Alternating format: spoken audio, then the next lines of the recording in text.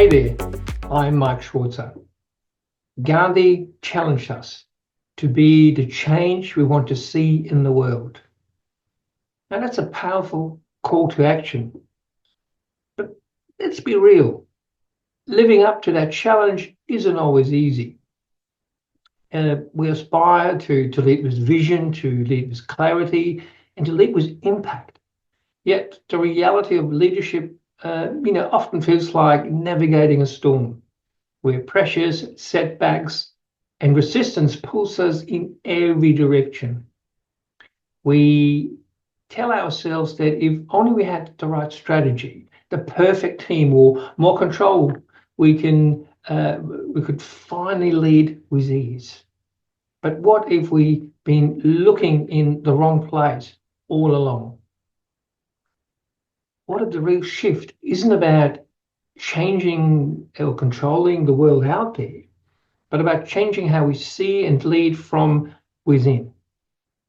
Because the greatest and the wisest leaders don't shape the world by forcing change. They do it by being the change.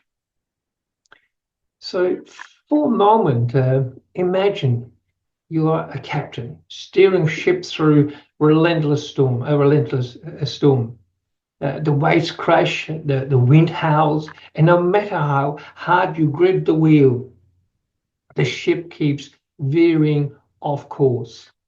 You strain, overcorrect, and fight the chaos until exhaustion takes over. Isn't that what leadership feels like for many today? A constant battle against external forces, deadlines, pressures, resistance, and definitely uncertainty. We convince ourselves that if only we had more control, things would fall into place. But here's the thing. Many leaders are navigating with the wrong compass. They believe their stress, the decisions they make, and their effectiveness are shaped by the storms around them, when in reality, they are shaped by the storm within. The real turbulence isn't outside. It's the mental noise that clouds our vision, hijacks our emotions, and it turns leadership into an exhausting game of survival. And when we lead from reaction instead of reflection, we create workplaces filled with burnout, with resistance, and disconnection. And as a result, we create cultures of stress where people operate in survival mode. We reinforce resistance to change rather than fostering adaptability. We lead from control and compliance instead of trust and possibility.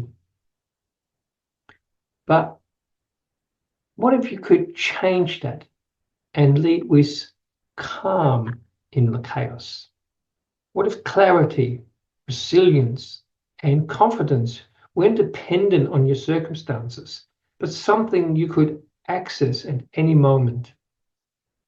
Now, this isn't wishful thinking. Rather, it's the difference between outside in and inside out leadership, or wise leadership. Outside in leaders are at the mercy of their environment. Their thinking gets hijacked by pressure, by opinions, and external events, and they react rather than lead. On the other hand, inside out leaders understand a powerful truth, and that's that leadership clarity comes from within, not from controlling the outside world. They see beyond the illusion of thought and tap into something deeper. And that's an innate wisdom that cuts through the noise like a lighthouse in the storm. So they don't just survive the storm, they become the calm within it. And here's the real transformation. We don't just create stronger teams, we build cultures that thrive. We create workplaces that elevate people, and we shape communities that lift each other up. Because the way we lead doesn't just impact performance, it shapes lives. So how do we make this shift and lead with wisdom and with insight? Well, firstly, step back from the noise and into clarity. See, like a snow globe, your mind is often shaken by stress and that mental noise, and it's clouding your vision. But when you let it settle, clarity naturally emerges. Insight comes not from effort, but from quiet space. Secondly, see thought for what it is. Your mind is like a movie projector.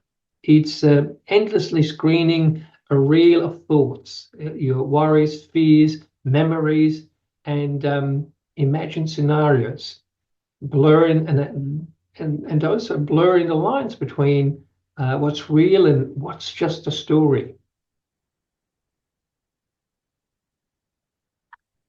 And so if you could step back and see it for what it is, just thought, not reality.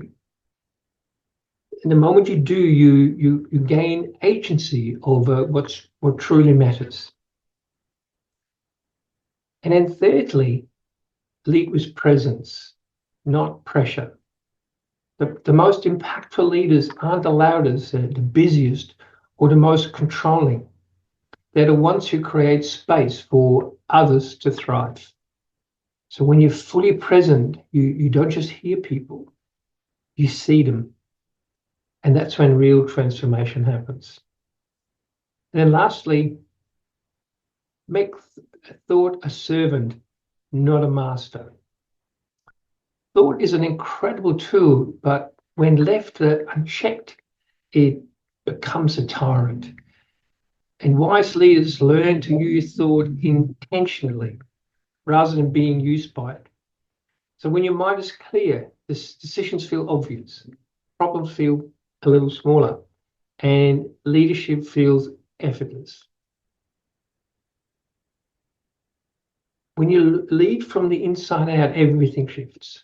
Decisions become clear instead of chaotic. Conversations deepen instead of staying surface level. Teams become engaged, not just compliant. And you stop managing change and start creating transformation. And the best part, you don't have to force it. The moment you stop fighting the storm, you realize that the sky was always clear above the clouds. And when you lead with clarity, with wisdom and presence, people feel safe to contribute. Creativity and innovation flourishes, and collaboration replaces competition. And you build cultures of trust where people step into their own brilliance. And that's how transformation happens, not just for you, but for your team, your organization, and your wider community. But don't just take my word for it. Put it to the test. Notice what happens when you step back from the noise, when you see thought for what it is, and when you lead with presence instead of pressure. Because leadership isn't about adding more, it's about seeing more. So in reflection, are you steering your ship by chasing waves or by trusting that compass within? What would happen if you led with clarity instead of control? And what's one shift you could make today to lead with wisdom instead of worry? Because real leadership starts within. And that's exactly what Gandhi meant by change isn't something. Change isn't something we wait for. It's something we become. And when you lead from the inside out, you don't just weather the storm. You become the force that calms it. Now it's your turn.